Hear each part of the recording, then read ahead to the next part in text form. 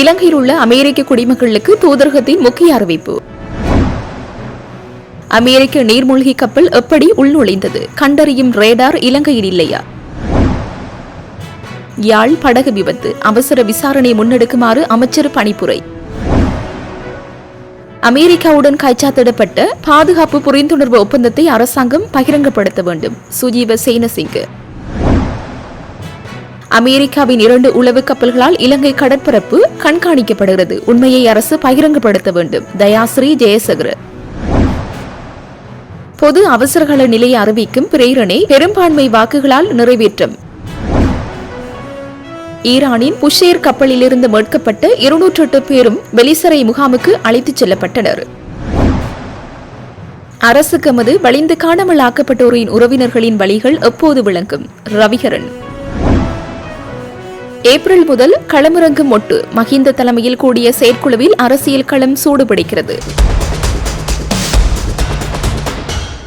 இலங்கையில் உள்ள அமெரிக்க குடிமக்களுக்கு இலங்கையில் உள்ள அமெரிக்க தூதரகம் முக்கிய அறிவிப்பை வெளியிட்டுள்ளது. கட்டுநாயக்க விமான நிலையம் வழக்கம் போல் இயங்கினாலும் மத்திய கிழக்கு பிராந்தியத்தில் விமான வழித்தடங்கள் மூடப்பட்டதால் உலகளாவிய விமான பயணம் இன்னும் கடுமையாக பாதிக்கப்பட்டுள்ளதாக அதில் குறிப்பிடப்பட்டுள்ளது. இருப்பினும் மத்திய கிழக்கு வழியாக செல்லாத பல வணிக விமானங்களை பயன்படுத்தலாம் என்றும் விமான தாமதங்கள் அல்லது ரத்து செய்யப்பட்டால் பயணிகள் தங்கள் விமான நிறுவனத்தை நேரடியாக தொடர்பு கொள்ள வேண்டும் என்றும் அறிவுறுத்தியுள்ளது. இதற்கிடையில் இலங்கை அரசாங்கம் இலங்கையில் உள்ள சுற்றுலா பயணிகளுக்கு 14 நாள் இலவச விசா நீட்டிப்பை வழங்கவும் நடவடிக்கை எடுத்துள்ளது. இது மாற்று புறப்பாடுகளை திட்டமிட அனுமதிக்கின்றது. அவசர உதவிக்கு அமெரிக்க தூதரகத்தின் அமெரிக்க குடிமக்கள் சேவைகள் பிரிவை தொடர்பு கொள்ளலாம். திங்கள் முதல் வியாழன் வரை பிற்பகல் 1 மணி முதல் பிற்பகல் 2 மணி வரை வேலை நாட்களிலும் கிடைக்கும். விமானங்கள் தொடர்பான கூடுதல் கவனத்திற்கு சுற்றுலாத்துறையை 1912 என்ற எண்ணில் தொடர்பு கொள்ளலாம் என்றும் தெரிவிக்கப்பட்டுள்ளது. சமீபத்திய பாதுகாப்பு புதுப்பிப்புகளுக்கு இலங்கையில் உள்ள அமெரிக்க தூதரகத்தின் வலைதளம் மற்றும் அதிகாரப்பூர்வ சமூக ஊடக கணக்குகளை பின்பற்றவும் குடிமக்கள் அறிவுறுத்தப்படுகின்றார்கள். அரசாங்கத்திற்கு தெரியாமல் ஒரு வெளிநாட்டு நீர்மூழ்கி கப்பல் எவ்வாறு இலங்கையின் பிரத்யேக கடல் வலயத்திற்குள் பிரவேசிக்க முடிந்தது என்று எதிர்க்கட்சி தலைவர் சஜித் பிரேமதாச கேள்வி எழுப்பியுள்ளார். இன்றைய நாடாளுமன்ற அமர்வின் போது மேற்கண்ட கேள்வி எழுப்பியுள்ளார். மேலும் இலங்கையிலிருந்து 40 கடல் மைல் தொலைவில் ஒரு நீர்மூழ்கி கப்பல் நமது கடல் எல்லைக்கு அருகில் பிரவேசிக்கும் போது அதனை கண்டறியும் தொழில்நுட்பம் நம்மிடம் இல்லையா, அதனை கண்டறியும் ரேடார்கள் நம்மிடம் இல்லையா என்றும் எதிர்க்கட்சி தலைவர் கேள்வி எழுப்பினார். மேலும் நமது நாட்டின் தேசிய பாதுகாப்பு மிக உயிர்த்த மட்டத்தில் இருப்பதாக சொல்லப்படும் நிலையில் நமது கடல் எல்லையை அண்மித்த ஒரு நீர்மூழ்கி கப்பல் உள்நுழைந்து மிகப்பெரிய தாக்குதலை நடாத்திவிட்டு சென்றிருக்கின்றது. இது ஒரு சம்பவம் போதும் நம்முடைய தேசிய பாதுகாப்பு எந்த அளவில் உள்ளது என்பதை காட்டுகின்றது என சஜித் பிரேமதாஸ் தெரிவித்துள்ளார். அரசாங்கத்திற்கு தெரியாமல் ஒரு நீர்மூழ்கி கப்பல் எப்படி கடல் எல்லைக்கரையில் வந்தது என்பது தொடர்பில் அரசாங்கம் நிச்சயம் விவரிக்க வேண்டும் என்று அவர் கோரிக்கை முன்வைத்துள்ளார்.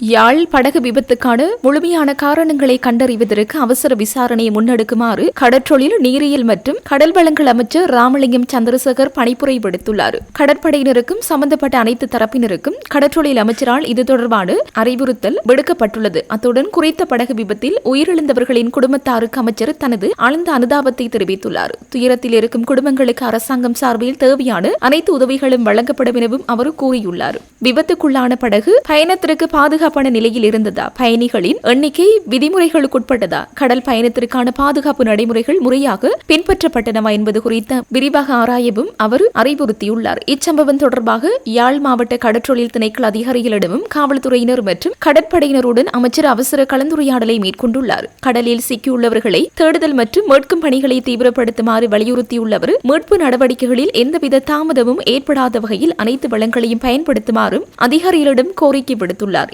இதேவேளை பாதிக்கப்பட்ட மக்கள் அனுமதிக்கப்பட்டுள்ள வைத்தியசாலை அதிகாரிகளுடனும் அமைச்சர் தொடர்பு கொண்டு அவர்களின் உடல்நிலை குறித்து கேட்டறிந்துள்ளமை குறிப்பிடத்தக்கது.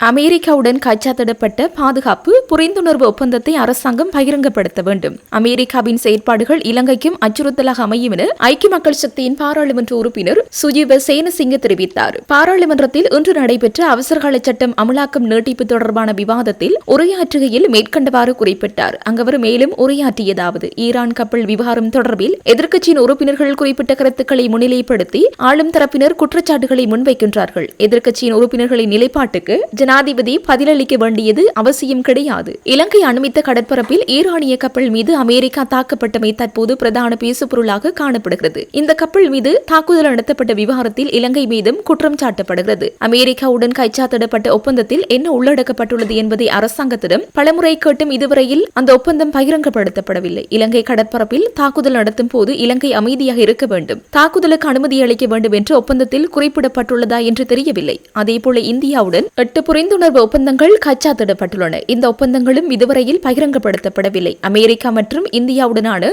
ஒப்பந்தங்களின் ரகசியத்தன்மை பாதுகாப்பதன் பின்னணி என்ன என்று கேள்வி எழுப்பினார். இலங்கை கடற்பரப்பில் மார்ச் 2ஆம் தேதியிலிருந்து அமெரிக்காவின் 2 உளவு கப்பல்கள் கண்காணிப்பு நடவடிக்கையில் ஈடுபட்டுள்ளன. இது தொடர்பான உண்மையை அரசாங்கம் பகிரங்கப்படுத்த வேண்டும். அமெரிக்காவுடன் செய்து கொண்ட ஒப்பந்தங்களை இந்த அரசாங்கம் முழுமையாக செயற்படுத்துகிறதா என ஐக்கிய மக்கள் சக்தியின் குருநாகல் மாவட்ட பாராளுமன்ற உறுப்பினர் தயாஸ்ரீ ஜெயசகர தெரிவித்தார். அமெரிக்காவுடன் செய்து கொண்ட ஒப்பந்தங்களை இந்த அரசாங்கம் முழுமையாக செயற்படுத்துகிறது. பாராளுமன்றத்தில் நேற்று நடைபெற்ற அவசரகால சட்டம் அமலாக்கம் நீட்டிப்பு தொடர்பான விவாதத்தில் உரையாற்றுகையில் மேற்கண்டவாறு குறிப்பிட்டார். அவர் மேலும் உரையாற்றியதாவது, அவசரகால சட்டத்தின் அமலாக்க காலத்தை நீட்டிப்பதற்கான வர்த்தமானி அறிவித்தல் பாராளுமன்றத்தில் சமர்ப்பிக்கப்பட்டுள்ளது. ஆனால் இந்த வர்த்தமானிக்குரிய ஒழுங்கு விதிகள் பாராளுமன்றத்திற்கு சமர்ப்பிக்கப்படவில்லை. இதனை பற்றி கேட்பதற்காகவே காலையில் உரையாற்றுவதற்கு அனுமதி கேட்டேன். ஆனால் நாங்கள் பேசினால் முன்வைக்கப்பட்டுள்ள குற்றச்சாட்டுகள் வெளிவருமோ என்ற அச்சத்தில் சபாநாயகர் எமக்கு பேசுவதற்கு இடமளிப்பதில்லை. பலசக்தி அமைச்சர் குமார ஜெயக்கொடி மீது முன்வைக்கப்பட்டுள்ள குற்றச்சாட்டுகள் குறித்து லஞ்சம் அல்லது ஊழல் பற்றிய ஆணைக்குழு எவ்வித நடவடிக்கைகளையும் எடுக்கவில்லை. ஆனால் முன்னாள் ஜனாதிபதி ரணில் விக்ரமசிங்க விவகாரத்தில் வழமைக்கு மாறாக துரிதமாக செயற்பட்டு நீதிமன்றத்தில் அறிக்கை சமர்ப்பித்தது. ஆகவே ஆணைக்குழு குமார ஜெயக்கொடிக்கு ஒரு வகையிலும் ரணில் விக்ரமசிங்கவுக்கு பிரிதொரு வகையிலும் செயற்படுகிறது. அரசு புலனாய்வு பிரிவின் முன்னாள் பிரதானி சுரேசாலை பயங்கரவாத தடை சட்டத்தின் கீழ் கைது செய்யப்பட்டுள்ளார். இவரது விடயத்தில் பயங்கரவாத தடை சட்டம் மீறப்பட்டுள்ளது. தடுப்பு காவலில் வைக்கப்பட்டுள்ள சுரேசாலையை பார்க்க வருபவர்கள் போலீஸ் அறிக்கை பெற வேண்டும் என்று குறிப்பிடப்பட்டுள்ளது. சுரேசாலையுடன் சட்டத்திரணி உரையாடும் போது அந்த இடத்தில் போலீஸ் அதிகாரிகள் உள்ளார்கள். இது ஒரு புதுமையான சட்டம். ஈரான் கப்பலை ஜனாதிபதி மனிதாபிமான அடிப்படையில் பாதுகாத்தார். அந்த கப்பலில் இருந்தவர்களை மீட்டார் என்று குறிப்பிடுவதை நாங்கள் ஏற்றுக்கொள்கின்றோம். இலங்கை கடற்பரப்பில் மார்ச் 2ஆம் தேதியிலிருந்து அமெரிக்காவின் 2 உளவு கப்பல்கள் கண்காணிப்பு நடவடிக்கையில் ஈடுபட்டுள்ளன. இது தொடர்பான உண்மையை அரசாங்கம் பகிரங்கப்படுத்த வேண்டும். இந்த உளவு தகவல்களுக்கு அமைவாகவே ஈரான் கப்பல் மீது தாக்குதல்கள் நடாத்தப்பட்டுள்ளன. மக்கள் விடுதலை முன்னணியினர் எதிர்க்கட்சியில் இருக்கும் போது அமெரிக்காவுடனான ஒப்பந்தங்களை ரத்து செய்வதாக குறிப்பிட்டார்கள். ஆனால் ஆட்சிக்கு வந்தவுடன் அமெரிக்காவுடன் இணக்கமாகவே செயற்படுகிறார்கள். கடந்த கால ஒப்பந்தங்களை முழுமையாகவே செயற்படுத்துகிறார்கள் என்றார்.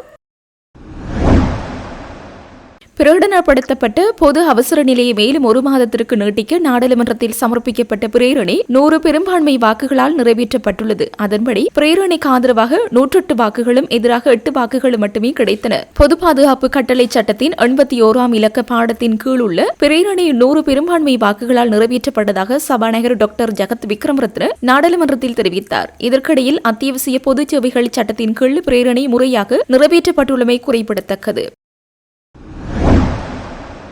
இந்திய கடற்படையால் பிப்ரவரி 15 தொடக்கம் 25ஆம் தேதி வரை விசாகப்பட்டினத்தில் ஏற்பாடு செய்யப்பட்டிருந்த சர்வதேச கடற்படை கண்காட்சியில் பங்கு பற்றிய ஈரான் கடற்படை கப்பல்களில் ஒன்றான IRIS புஷேகர் போர்க்கப்பல் கொழும்பு துறைமுகத்திற்கு கொண்டுவரப்பட்ட பின்னர் திருகோணமலை துறைமுகத்திற்கு அனுப்பப்பட்டுள்ளது. குறித்த கண்காட்சியில் பங்கேற்று மீண்டும் நாடு திரும்பிக் கொண்டிருந்த ஈரானிய கடற்படை கப்பலான ஐரஸ் டீனா என்ற போர்க்கப்பல் இந்து சமுத்திர பிராந்தியத்தில் கடந்த 4ஆம் தேதி அமெரிக்காவின் நீர்மூழ்கி கப்பல் தாக்குதலுக்குள்ளானது. இந்த நிலையிலேயே பாதுகாப்பு அச்சுறுத்தலை கருத்தில் கொண்டு IRIS புஷேகர் போர்க்கப்பல் கொழும்பு துறைமுகத்திற்கு வருவதற்கு வெளிநாட்டு அளவில் அமைச்சிடம் அனுமதி கோரியிருந்தது. எவ்வாறு இருப்பினும் இலங்கையின் கடல்சார் வர்த்தக பாதிப்புகளை கருத்தில் கொண்டு அக்கப்பல் உள்ளவர்கள் மீட்டு பின்னர் அதனை திருகோணமலை துறைமுகத்திற்கு நங்கூரமிடுவதற்கு அரசாங்கம் அனுமதி அளித்தது. அதற்கமைய அந்த கப்பலில் இருந்த 208 பேர் நேற்றிரவு இலங்கை கடற்படையினரால் கொழும்பு துறைமுகத்திற்கு அழைத்து வரப்பட்டனர். இவ்வாறு அழைத்து வரப்பட்டவர்களில் 53 அதிகாரிகளும் 84 கேடட் அதிகாரிகளும் 48 சிரேஷ்ட கடற்படையினரும் 23 கடற்படையினரும் உள்ளடங்குவதாக தெரிவிக்கப்பட்டுள்ளது. இவர்கள் மருத்துவ பரிசோதனைக்குட்படுத்தப்பட்டு பின்னர் வெளிசரையில் உள்ள கடற்படை முகாமிற்கு அழைத்துச் செல்லப்பட்டுள்ளதாக கடற்படை பேச்சாளர் கமாண்டர் புத்திக சம்பத் தெரிவித்தார். இதேவேளை தாக்குதலுக்குள்ளான ஐரிஸ் டேனா கப்பலில் இருந்து 90 பேரது சடலங்கள் தொடர்பான பிரேத பரிசோதனைகள் நேற்று முன்தினம் வியாழக்கிழமை காலை கராப்பட்டிய வைத்தியசாலையில் ஆரம்பிக்கப்பட்டன. குறித்த சடலங்களை ஈரானுக்கு அனுப்பி வைக்கும் வரை அவற்றை வைத்திருப்பதற்கான அதிகுளிரூட்டப்பட்ட 2 கொள்கலன்கள் கராப்பட்டிய வைத்தியசாலைக்கு அனுப்பி வைக்கப்பட்டுள்ளன. அத்தோடு குறித்த தாக்குதலுக்குள்ளான கடற்பிராந்தியத்திலிருந்து தொடர்ந்தும் கண்காணிப்பு மற்றும் மீட்பு பணிகள் முன்னெடுக்கப்பட்டு வருவதாக கடற்படை மேலும் தெரிவித்துள்ளது. மத்திய கிழக்கின் அதிர்வுகளுக்கே அவசர நிலை தேடும் இலங்கை அரசாங்கத்திற்கு கடந்த 9 ஆண்டுகளாக இந்த நாட்டின் வடக்கு மற்றும் கிழக்கில் தமது உறவுகளை தேடி தொடர் போராட்டத்தில் ஈடுபடும் வலிந்து காணாமலாக்கப்பட்டோரின் உறவுகளின் வழிகள் எப்போது விளங்கும் என வன்னி மாவட்ட பாராளுமன்ற உறுப்பினர் துரைராச ரவிகரன் கேள்வி எழுப்பினார். பாராளுமன்றத்தில் இன்று நடைபெற்ற அவசரகால சட்டம் அமலாக்கம் நீட்டிப்பு தொடர்பான விவாதத்தில் உரையாற்றுகையில் மேற்கண்டவாறு குறிப்பிட்டார். வலிந்து காணாமல் ஆக்கப்பட்ட உறவுகளுக்கு நீதி கோரி அவர்களின் உறவுகளால் முல்லைத்தீவில் முன்னெடுக்கப்பட்டு வரும் போராட்டம் நாளை மறுநாளோடு 9 ஆண்டுகளை நிறைவு செய்து 10வது ஆண்டாக தொடரவுள்ளது. என்னுடைய மகன் வருவான், என்னுடைய மகள் வருவாள், என்னுடைய கணவன் வருவார், என்னுடைய மனைவி வருவார், என்னுடைய அப்பா வருவார், என்னுடைய அம்மா வருவார் என்ற எதிர்பார்ப்புகளோடு நாளும் காத்திருந்து மாறி வரும் அரசுகளையும் நம்பி ஏமாந்து பன்னாடுகளிடமும் நீதி கேட்டு ஏங்கியே ஒவ்வொரு உறவும் ஏக்கத்தோடு மரணிக்கின்றனர். இலங்கை அரசின் பிள்ளை உளவியல், பெண்ணிய விடுதலை, பாலின சமத்துவம், மனித உரிமை, முதியோர் நலன் பேணல் அனைத்துமே காணாமலாக்கப்பட்ட எங்கள் உறவுகளுக்கான உங்களின் நீதியில் பொய்த்து போயுள்ளது. மத்திய கிழக்கின் அதிர்வுகளுக்கே அவசர நிலை தேடும் உங்களுக்கு அருகிலுள்ள எங்களின் அவதிகள் எப்போதுதான் புரிய போகிறதோ என்று இந்த சபையிலே நான் கேட்டுக்கொள்வதோடு அவசரகால நிலைமை சம்பந்தமாக வருகின்றேன். மற்றொரு அவசரகால நீட்டிப்பையும் மறுப்பதே எமது கடன், எமது இலங்கை தமிழரசு கட்சியின் கடன். பேரவையை தலைமை தாங்கும் பிரதி சபாநாயகர் அவர்களே, பொதுமக்கள் பாதுகாப்பு கட்டளை சட்டத்தின் கீழ் 26/2/28 2477 சாயோடு 46 இலக்க அதிவிசேட வர்த்தமானி மூலம் இலங்கையின் அரச தலைவரால் கொண்டுவரப்பட்ட அவசரகால நிலை கடந்த 2026/2/28 தொடக்கம் நீட்டிக்கப்பட்டுள்ளது. நாட்டின் மீதான இறைமை கேள்விக்குள்ளாக்கப்பட்டு மத்திய கிழக்கில் பரவும் போர்ச்சூழல் இலங்கை தீவையும் பாதிப்பதை நாம் எல்லோரும் உணர்கின்றோம். தீவுக்குரிய எரிசக்தி வளங்கள், வெளிநாட்டு வேலைவாய்ப்பு, சுற்றுலாத்துறை, கடலியல் சேவைகள், நாட்டுக்குரிய அந்நிய செலாவணி போன்ற துறைகள் உலகளாவிய சூழமைவோடு நெருக்கமாக பிணைக்கப்பட்டிருப்பதால் இத்துறைகளில் ஏற்படுகின்ற பாதிப்பு எமது நாட்டு மக்களின் வாழ்வாதாரத்தையும் நேரடியாக பாதிக்கின்றது. உலக ஒழுங்கில் ஏற்படுகின்ற பொருளாதார அதிர்வுகளுக்கு ஏற்ப நாடு தயார்படுத்தப்படுவதாக கடந்த 2026 3/3 அன்று ஜனாதிபதி அவர்களால் தெரிவிக்கப்பட்டது. கிட்டத்தட்ட ஒரு மாதம் அளவுக்கான தாங்குதிறன் தொடர்பாகவும் எதிர்கால விரிவாக்கம் தொடர்பாகவும் எடுத்துரைக்கப்பட்டது. எரிபொருள் சேமிப்பு, சுத்திகரிப்பு திறன், அத்தியாவசிய சேவைகளின் பராமரிப்பு, கடந்த கால நெருக்கடி நிலை தொடராதிருக்கும் வகையிலான இயல்தகு ஏற்பாடுகள் தொடர்பாகவும் ஜனாதிபதி அவர்களின் குறித்த உரையில் தெரிவிக்கப்பட்டது. மேற்படியான இடர் நிலைகளை எதிர்கொள்வதிலும் அவற்றை கடந்து வருவதிலும் அவசரகால நடைமுறைகளுக்கு அப்பால் பாராளுமன்ற உறுப்பினர்களாக, வடகிழக்கின் சார்பாளர்களாக இவ்வரசாங்கத்தின் நேரிய முயற்சிகளுக்கு எமது ஆதரவு உண்டு என்பதை இந்த பேரவையிலே தெரிவிக்க விரும்புகின்றேன். ஏனெனில் பொருளாதார நெருக்கடியையும் எரிபொருளுக்கான தட்டுப்பாட்டையும் தெற்கை விட நாங்கள் நன்றாக அறிந்தவர்கள். சொந்த தீவுகளுக்குள்ளாகவே அரசின் பொருளாதார தடைக்குள்ளும் தற்சார்போடு வாழ்ந்தவர்கள். எனவே அத்தகைய சூழல் மீண்டும் ஒருபோதும் ஏற்படாதிருப்பதை உறுதிப்படுத்துவதுதான் இந்த சபையில் உள்ள அனைவரதும் பொறுப்பு. அதே வேளையில் பேரவையின் தலைவர் அவர்களே, இவ்வாறு பொருளாதார நெருக்கடியும் அதன் விளைவுகளும் எங்களுக்கு புதிதானவை அல்லவோ, அதுபோலவே தான் இந்த அவசரகால நடைமுறையும். தற்போது நீட்டிக்கப்பட்டுள்ள அவசரகால நிலை தற்போதைய உலகளாவிய சூழலில் அத்தியாவசிய சேவைகள், பொருளாதார உறுதி, தேசிய பாதுகாப்பை உறுதிப்படுத்தல் போன்ற கூறப்பட்ட நோக்கங்களுக்காக மட்டும் பயன்படுத்தப்படுவதை இந்த அரசாங்கம், இந்த பேரவையும் உறுதிப்படுத்த வேண்டும். அதிகாரிகளுக்கு வழங்கப்படும் உயர் அதிகாரம் தேசிய நெருக்கடி காலங்களில் மக்களின் இயல்பு வாழ்வை இயலுமான வரையில் உறுதிப்படுத்த மட்டும் பயன்படுத்தப்படுவதாக இருக்க வேண்டும். மாறாக அவை கடந்த காலங்களைப் போன்று தமிழர் குரல் வலையை நெரித்து கட்டமைக்கப்பட்ட இன அழிப்பு நடைமுறைகளை வடகிழக்கில் தொடர்வதற்கான கருவியாக அமைதல் கூடாது. விடுதலை போராட்ட வரலாற்றில் பல ஆண்டு காலம் நாங்கள் அவசரகால விதிமுறைக்குள்ளாகவே வாழ்ந்தவர்கள். எனவே இத்தகைய சட்டங்கள் மீண்டும் அமுல்படுத்தப்படும் போதெல்லாம் அது தேசிய அளவில் இடர் நிலையை ஒழுங்கமைக்கும் செயல்பாடாக அல்லாது தமிழர் உரிமைகளை நசுக்கும் ஒரு வெள்ளாதிக்க கருவியாகவே எமது மக்களால் பார்க்கப்படுகின்றது. இது எமது மக்கள் மத்தியில் இயல்பாகவே அச்சத்தையும் நிச்சயமற்ற தன்மையையும் உருவாக்குகின்றது. சட்ட ஏற்பாட்டுடனான மக்கள் மயப்பட்ட நடவடிக்கைகள், அமைதியான போராட்டங்கள் வடக்கு கிழக்கில் உள்ள மக்களின் அன்றாட இயல்பு வாழ்வை கட்டுப்படுத்தும் வகையில் இந்த ஒழுங்கு விதிகள் பயன்படுத்தாதிருப்பதை உறுதிப்படுத்துங்கள். போருக்கு முன்னும் போரின் பின்பும் போரின் போதும் போருக்கு பின்னருமான எங்கள் இறைமைக்காக, தேசிய இருப்புக்காக, நிலத்துக்காக, வாழ்வாதார மூலங்களுக்காக போராட்டமே வாழ்வாக தமிழர்கள் நாங்கள் போராடி கொண்டிருக்கிறோம். போரின் போது இலங்கை அரசால் நிகழ்த்தப்பட்ட இனப்படுகொலைக்கான நீதி வேண்டி போராடி கொண்டிருக்கின்றோம். உங்களிடம் நம்பி ஒப்படைத்து தொலைந்து போன எங்கள் உறவுகளுக்கான நீதி வேண்டி போராடி கொண்டிருக்கின்றோம். போரிலே அரசியல் கைதிகளாக சிறையில் வாடும் எங்கள் உறவுகளின் விடுதலை வேண்டி போராடி கொண்டிருக்கின்றோம். வெள்ளம் வந்தாலும், மண் சரிந்தாலும், தீப்பிடித்தாலும், ஏன் உலக ஒழுங்கில் எந்த குழப்பம் நேர்ந்தாலும் ஓயாது தமிழர் நிலங்களை அபகரித்து கொண்டிருக்கும் இந்த மகாவலி அதிகார சபை, வனவள திணைக்களம், வனஜீவராசிகள் திணைக்களம், படையினர் என அரசின் குடியேற்ற கட்டமைப்புகளிடமிருந்து எங்கள் சொந்த நிலத்தை காப்பாற்றவும், எங்கள் உரிமைகளை தக்க வைக்கவும் தான் நாளும் போராடி கொண்டிருக்கின்றோம். தீவுக்குள்ளாக உங்களுடனும் தீவுக்கு வெளியே இந்திய இழுவை படகுகளோடும் போராடுதலே வாழ்வாகி போகும் எங்களின் போராட்டங்களை 1 minute please. எங்களின் போராட்டங்களை மட்டுப்படுத்தும் வல்லாதிக்க கருவியாக இந்த அவசர சட்டம் பயன்படுத்தப்படாதிருப்பதை நீங்கள் நிச்சயமாக உறுதி செய்யுங்கள்.